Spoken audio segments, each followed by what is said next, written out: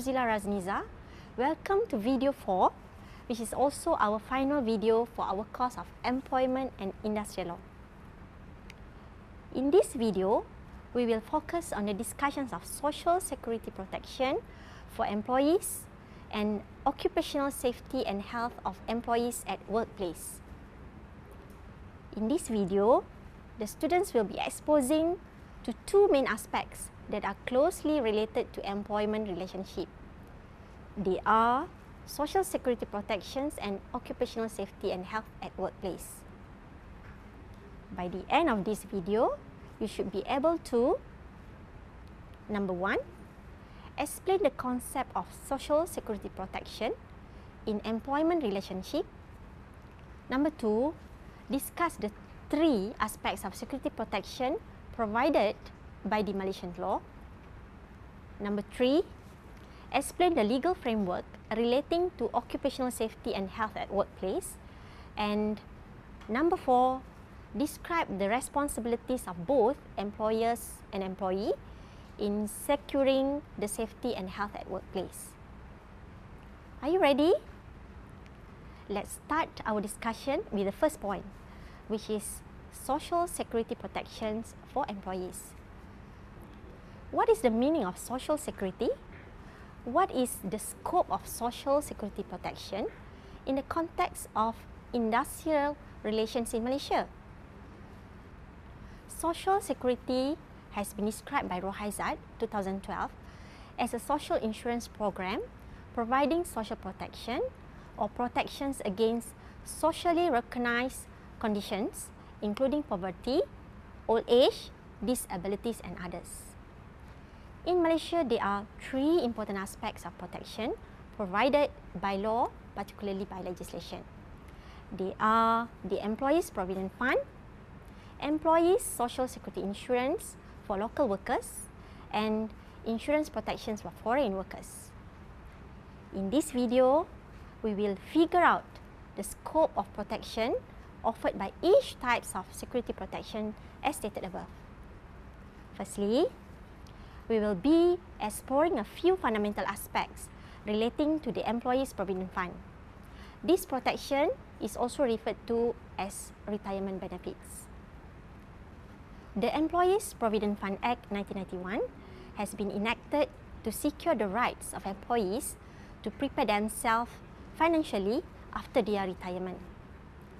The Act has laid down, among others, the legal provisions relating to the impositions of contribution by employers and employees to the fund, the assignment of powers to the Employment Provident Fund Board in managing the fund, as well as the recognitions of various withdrawal schemes offered to contributors.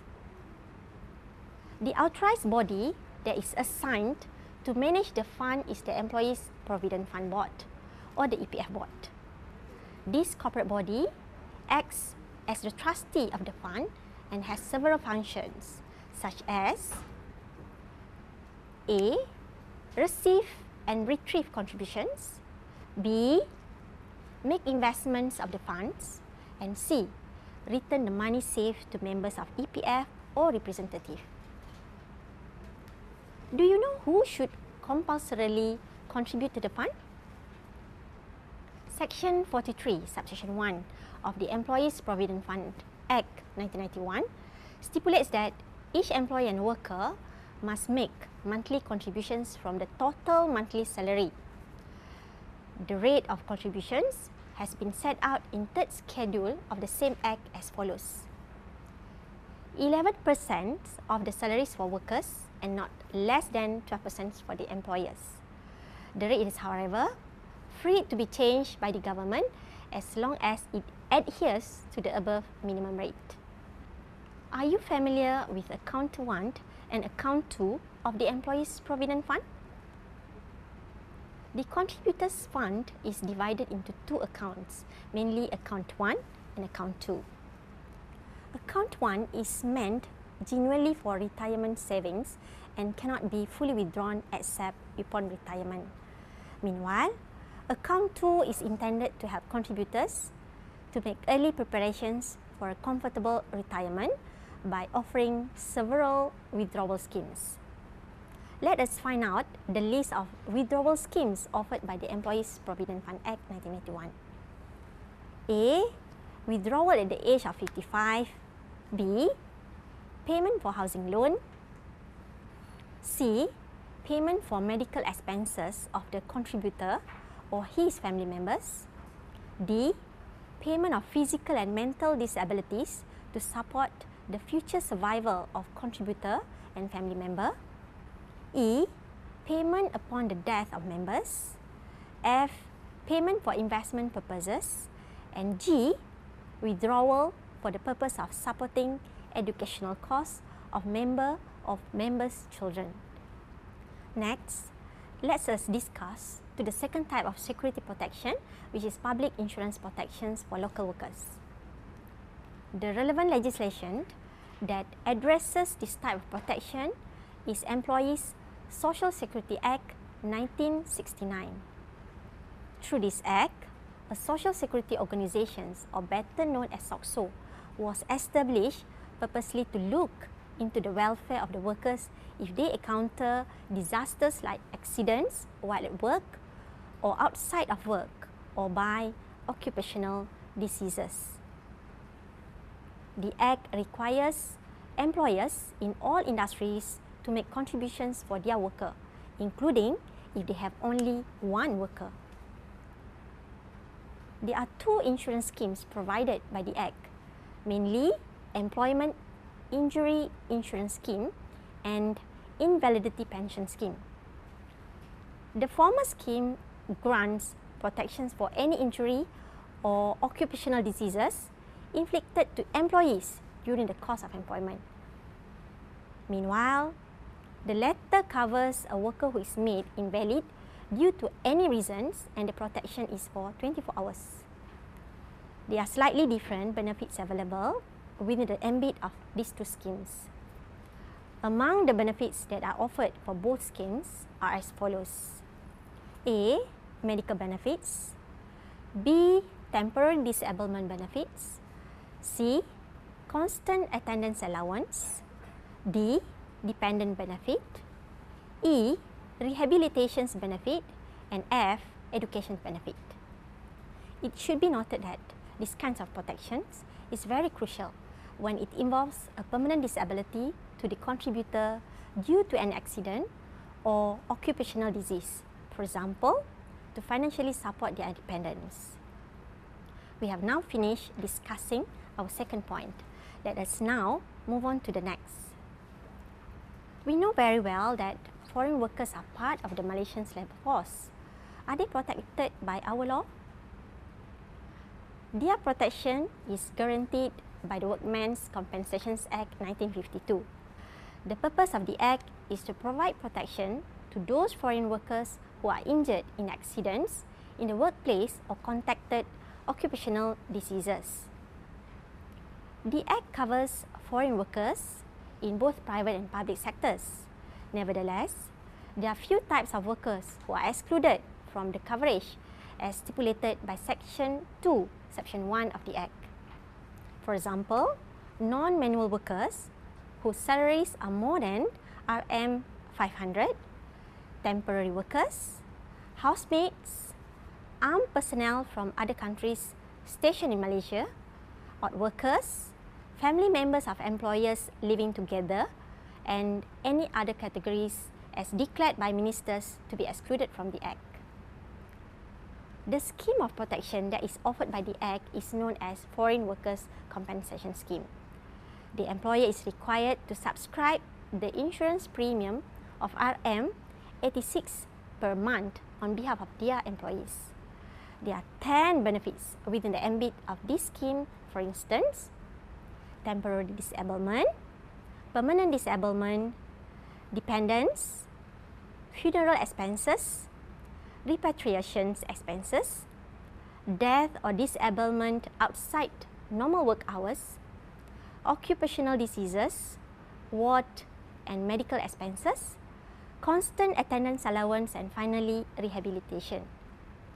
Okay, so far we have discussed both types of insurance protections offered by the Malaysian laws for local workers and foreign workers respectively. It should be noted that benefits encapsulated under the Foreign Workers Compensation Scheme are limited compared to one offered by the Employees Social Security Act 1969. We now reach our last point, which is occupational safety and health at workplace. This is another aspect that should not be ignored in employment relationship. There are two acts that address this issue, which are mainly the Factories and Machinery Act 1967 and Occupational Safety and Health Act 1994. You should know that the enforcement of the 1994 Act does not abolish the use of the 1967 Act. The 1994 Act is intended to cover the aspects of safety and health at workplace which is absent in the earlier Act. The Occupational Safety and Health Act 1994 is aimed at three main objectives as stated in Section 4 of the Act. A. Ensure the health, safety and welfare of workers as regards the risks that arise from the activities of working people. B. Protect the public in places other than where they work as regards the safety or health that arises from their own activities. And C. Encourage an environment that is conducive to the physiological and psychological needs of the workers. The Act covers very extensive industries, for example, manufacturing, mining and quarrying, construction, agriculture, forestry and fisheries, electrical, gas, water and cleaning services, transport, storage and communication, wholesale and retail trade, hotels and restaurants, financial, insurance, real estate and business services, and public service as well as statutory bodies. Besides that, the Act also lists down both responsibilities of employers, including self-employed persons, and employees in dealing with the safety at workplace. Let's start with the list of responsibilities of employer. These are stated in Section 15 of the Act as follows. A. To have and maintain plans and system of work as far as practical to be safe and without risk to health. B. To make calculations in order to ensure as far as practical safety and freedom from risk to health regarding the use or handling, storage and transportations of plant and materials. C. To have information, instructions as regards training and supervision as required and as far as practical for the safety and health of the workers. D. To ensure the maintenance of the workplace so that it is safe and without risk to health and have exits and entrances during periods of risk. And E. To have and maintain an environment of work as far as practical without risk to health and also facilities for the welfare of those working. Okay, let's look into the responsibilities of workers. They have been mentioned in Section 24 of the 1994 Act. A. To give reasonable attention in regards to safety and health of himself and others during work. B. To cooperate with the employer or other parties in fulfilling the responsibilities related to the enforcement of safety and health of employment. C. To use and wear safety equipment that is provided by the employers for the purpose of preventing risks to safety and health. And D. Abide by the instructions from the employers or others as allowed or required by the Act. Finally, let us conclude our discussion. Today, we have discussed the concept of social security protection in employment relationship and the three aspects of protections offered by the Malaysian law to employees. For example, Employees Provident Fund, insurance scheme for local and foreign workers, and lastly, the fundamental aspects that deal with occupational safety and health at the workplace. Alright, I hope you find these videos helpful. If you need further information on this topic, read your module as well as other relevant materials such as books, newspapers, and journal articles. You may also discuss a topic with your e-tutor or face-to-face tutor.